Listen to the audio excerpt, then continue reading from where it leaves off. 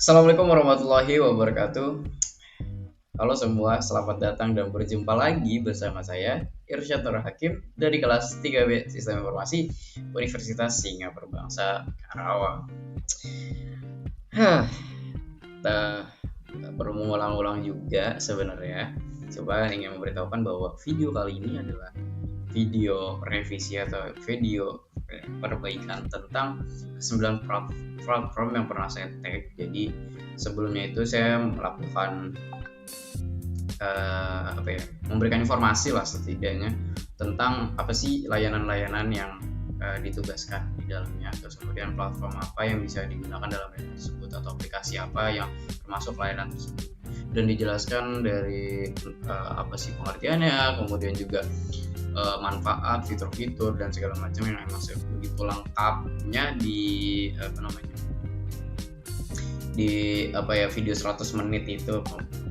Nah, namun di video kali itu lebih ke lebih merinci dan ke satu platform gitu kan, dalam satu layanan. Oke, untuk itu mungkin saya akan mulai gitu. Nah, video ini tuh tentang layanan peer to peer lending gitu.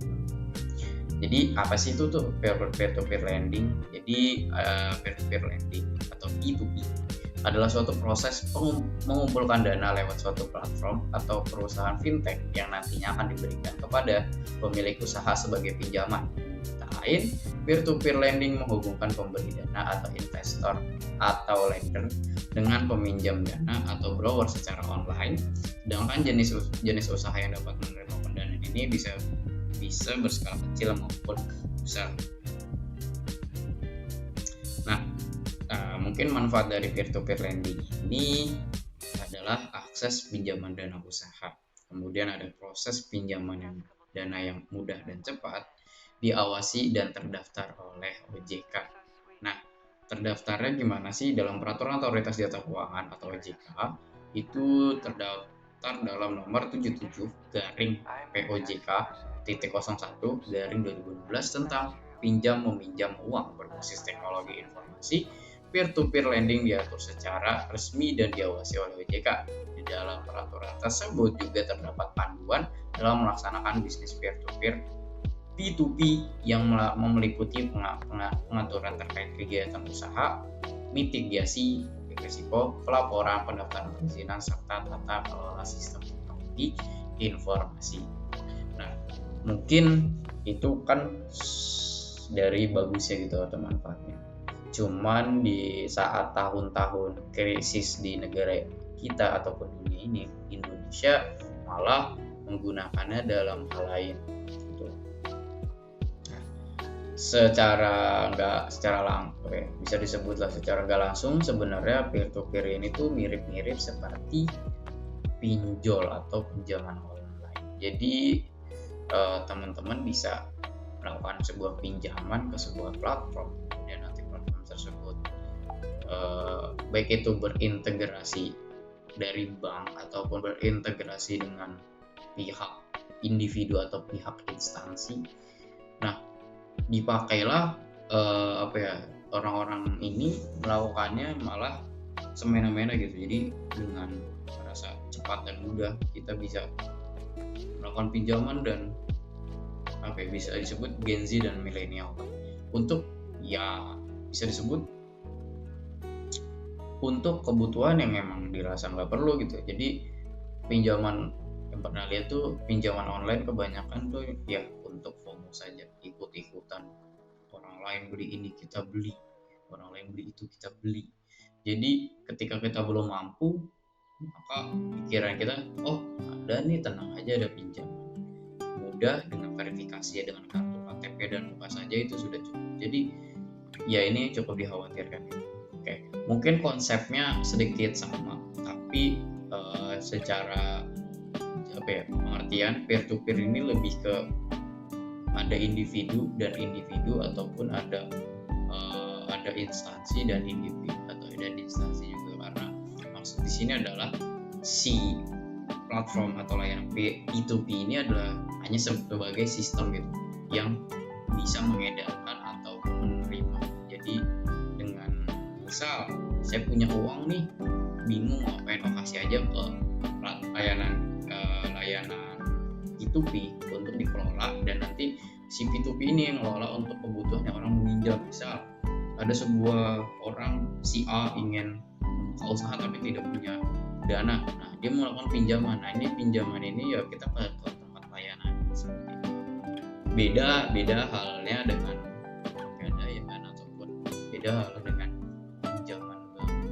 Kalau bank itu kan ya udah tersendiri, dia udah instansi besar dan memang ya kerjanya seperti apa ya, sistemnya seperti itu. Namun kalau si P2P ini lebih ke banyak orang kemudian dikumpulkan di satu platform atau satu layanan di P2P ini, dan nanti didistribusikan ke orang yang butuh. Ya seperti itu sih sebenarnya cukup. Kalau kita bawanya individu, contoh si A punya uang, si A ingin meminjam tapi minjam uang.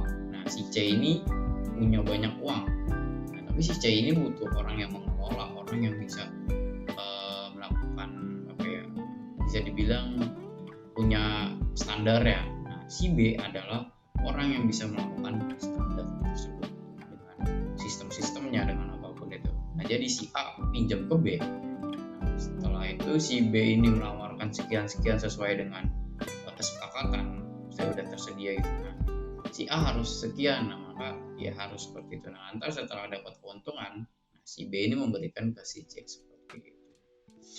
Oke, apa sih layanan yang saya gunakan atau platform apa yang saya gunakan dalam peer-to-peer lending ini, yaitu adalah Investree. Di mana Investree adalah perusahaan teknologi finansial di Indonesia dengan sebuah misi sederhana sebagai online marketplace yang mempertemukan orang memiliki kebutuhan pendanaan dengan orang yang bersedia meminjamkan dana. Tak hanya melihat kemudahan lender, kami juga membuat pinjaman menjadi lebih terjangkau dan mudah diakses bagi beberapa atau sebagai peminjam. Oke, mungkin saya akan sedikit memberikan gambarannya aja. Oke, berikut adalah tampilan dari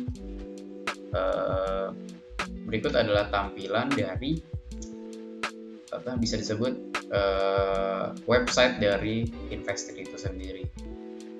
Kok kenapa nggak login? Nah saya udah mencoba sign up dan login, terjadi maintenance di dalamnya itu, dan saya nggak mau ambil resiko hanya untuk melihat-lihat di dalamnya, tapi data saya kenapa-napa. Jadi bisa dilihat di sini. Kita ke menu utamanya dulu.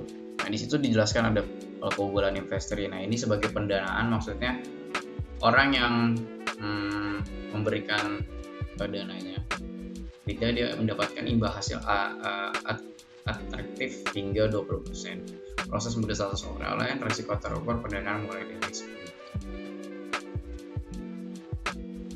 Kemudian ada pinjaman biaya terjangkau mulai dari 0,9%. Proses mudah dan cepat tanpa penjaminan aset tetap. Kita bisa memberikan pendanaan, kemudian kita bisa mengajukan pinjaman. Jadi si Investree ini kita bisa menjadi dua orang. Kita bisa menjadi sebagai peminjam, kita bisa sebagai investor. Maksudnya kita sebagai bisa melakukan yang peminjamnya, ataupun kita bisa meminjam. Nah, portofolio Investree udah jelas ya, di sini bisa dilihat bahwa 2,255 T jumlah fasilitas pinjaman sejak berdiri. Kemudian ada nilai 14,39 T nilai pinjaman tersalurkan sejak berdiri, 13,13 T nilai pinjaman sejak berdiri, dan 486,48 pinjaman outstanding. Nah juga ini jelas tuh ada jumlah borrower sejak berdiri, kemudian jumlah borrower aktif, jumlah pinjaman tersalurkan nilai. Nah ini bisa dilihat. Nah ini telah berizin dan diawasi oleh OJK, Otoritas Jasa Keuangan, dan anggota terdaftar dari Fintech Indonesia AFPI. Juga ada ekosistem fintech pendanaan bersama Indonesia. Oke, mungkin kita ke marketplace.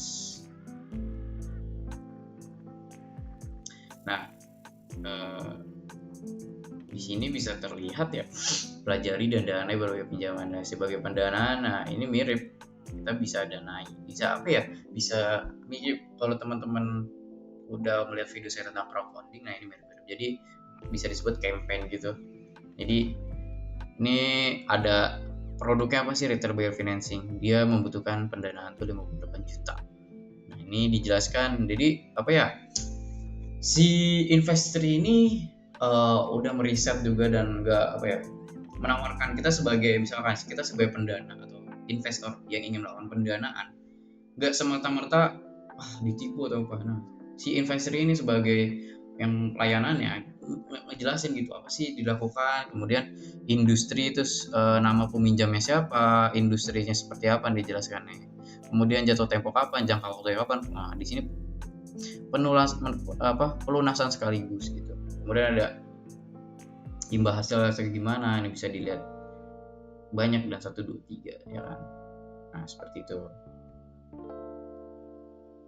Nah ini reksadana for lender. Jadi teman-teman yang bisa dibilang mau di bagian apa ya udah jadi reksadana gitu, kayak beli gitu, mirip-mirip SBN retail. Oke. Nah kita ke pendanaan. Semua pendanaan kita lihat di sini. Nah, ini tadi keuntungannya udah bisa dilihat. Oke, nggak ada, kita cari lagi. Nah ini ya sebagai peminjam SBN retail reksadana.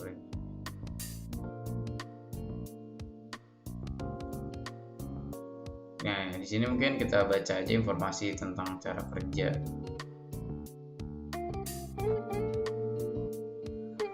Gimana sih cara kerjanya? Ya bisa dilihat si lender memberikan ke borrower, kemudian si borrower dapat si lender tuh ngasih ke investor, kemudian investor memberikan ke borrower, kemudian borrower memberikan persennya ke sistem, dan sistem si investor ngasih ke lender. Nah ini bisa dilihat cara kerja sebagai borrower. Pertama, mengajukan pinjaman, kemudian borrower melengkapi informasi analisis dan persetujuan membayar pinjaman. Kemudian sebagai pendana atau lender menelusuri marketplace, mendanai pada tawaran pinjaman, menerima pembayaran pinjaman. Nah ini dijelasin saya tutorial.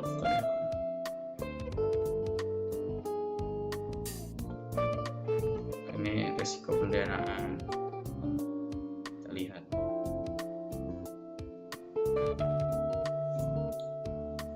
Nah di sini tuh ya bisa lumayan lengkap lah apa namanya yang bisa dilakuin di di investor. Nah juga dikasih tahu nih tingkat resiko apa saja yang bisa didapatkan dari investor. Yang pertama itu ada grade A+ sangat rendah, bisa dilihat imbal hasilnya 12% per tahun, untuk borrower 13%. Terus ada grade A rendah, grade B sedang, grade C tinggi, dan grade C min sangat tinggi. Ya, jadi ada kelas-kelasnya lah sebagai risikonya. Kemudian juga ada kalkulator ya. Kemudian ini juga dia kalau nanti dapat berapa pinjaman yang didapatkan seperti itu.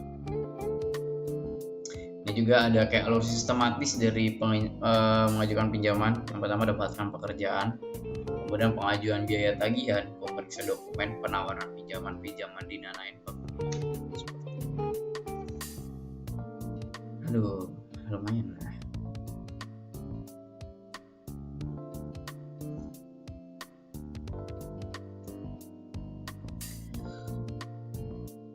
Oke, mungkin apa ya, bisa disebut masih banyak lah kurang-kurangnya, karena saya emang nggak langsung masuk ke platform ya, karena saya harap terjadi maintenance di dalamnya. Saya juga penasaran tapi belum sempat mencobanya. Jadi mungkin dari saya cukup, kurang lebihnya mohon maaf. Saya Irsyad izin pamit. Ciao.